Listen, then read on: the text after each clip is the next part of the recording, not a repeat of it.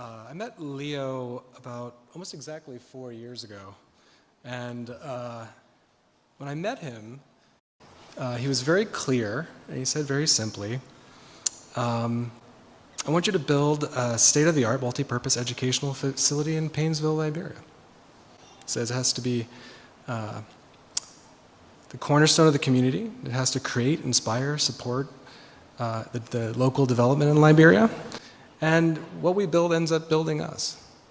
And so it needs to elevate the standard of design. It needs to be the first of its kind in the country. It needs to pioneer new models for learning.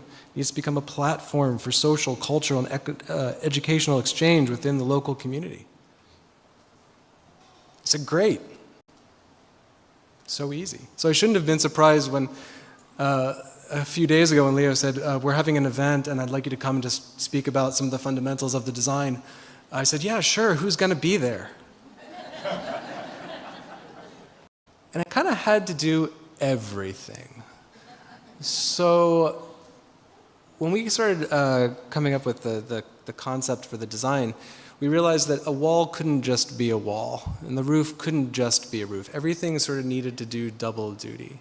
This needed to be one of the most sustainable buildings constructed in the area because it needed to have that resilience.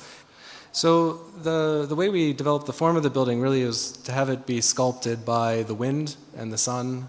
And so we formed the roof in order to harvest daylight, capture rainwater.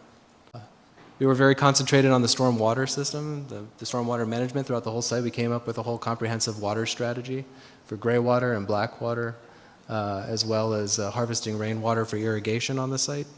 There's both passive and active systems in this building, but primarily it functions on passive systems. It means it doesn't use any power, no electricity, in order to have its basic fundamentals for inhabitants to be met. So daylight, it's a very well daylit building. It's a well passive ventilated building. It's a naturally cooled building using something called thermal mass. The walls, they heat up during the night, and then they cool off, or sorry, they heat up during the day, keep the building cool, and then the heat offsets at night.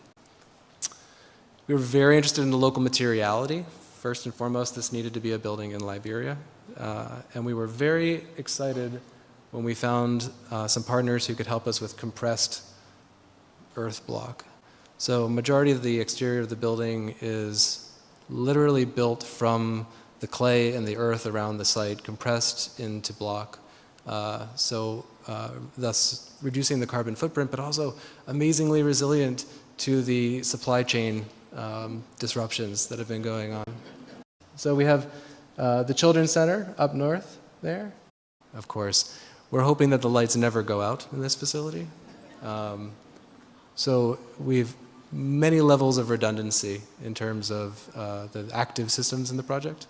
We've got the solar panels that are powering batteries. We're even using the batteries within the computer lab to store that energy, that in the event that we need to harvest from there.